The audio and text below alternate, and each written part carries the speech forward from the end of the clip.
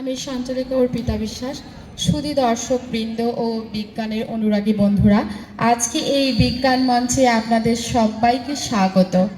এই বিশ্বায়নের দিনে অভিশাপদ্রুত নগরায়ন ও শিল্পায়নের হাত ধরে প্রাকৃতিক সম্পদ লুণ্ঠন ও নির্বিচারে বৃক্ষছেদন প্রযুক্তি দ্বারা সমৃদ্ধ হয়েছে। তত পৃথিবীর বুকে নেমে এসেছে পরিবেশ দূষণের অভিশাপ। পৃথিবীর ঘোর সংকটের সম্মুখীন করে তুলেছে। এটি মানব সভ্যতার অস্তিত্বের হুমকি। সক্রিয় নাগরিকদের অংশগ্রহণ মিলিত প্রয়াস ছাড়া এটা মোকাবিলা করা সম্ভব নয়। এই কর্মসূচি আমরা সবুজের সন্ধানে নাটকের মাধ্যমে আপনাদের সম্মুখে তুলে ধরেছি।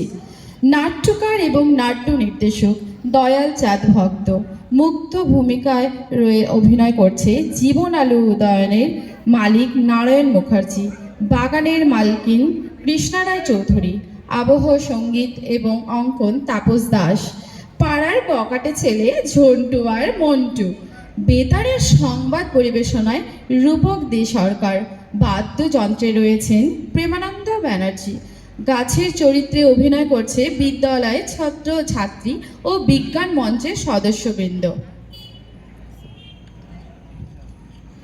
বিজ্ঞানের ভিত্তি করে তিস্তা নদীর ওপর একটি আবৃত্তি পাঠ করছে। আবৃত্তি তিস্তা, লিখেছেন দয়ালচাঁদ ভক্ত। আমি তিস্তা, তীব্র জলোচ্ছ্বাস, যারা প্রকৃতিকে করেছে ধ্বংস, তাদের ধ্বংসের প্রতীক আমি। বারবার বাধা দিয়েছ আমাকে, বিশাল কংক্রিটের বাঁধ, পারিনি কেউ বেঁধে রাখতে আমাকে। যখন দানবের মতো রোলার চালায় আমার বুকে, তখন কি আমার কান্না শুনতে পেয়েছ? আজ আমি মাতঙ্গিনী, স্বাধীনভাবে দানবের ন্যায় বহিবে তরঙ্গ। আমি উত্তাল, আমি উন্মাদিনী, অত্যাচারী সভ্যতাকে করি ধ্বংস। পারবে কি তোমরা ফিরিয়ে দিতে আমার যৌবনের তরঙ্গ? আজ আমি ক্লান্ত, কংক্রিটের শিকলে বন্ধি আমি। মানব সভ্যতার নীরবে আমার অশ্রু জল ঝরে, তাই তো প্রকৃতি আমার করুণ কান্না শুনতে পায়।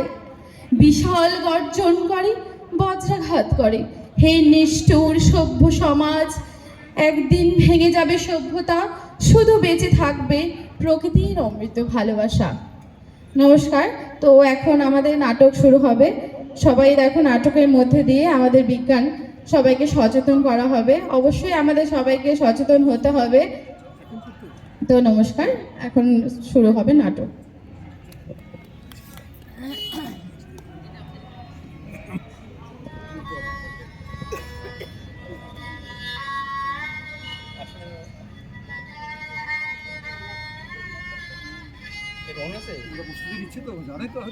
হ্যাঁ, কিচ্ছু করতে হবে না।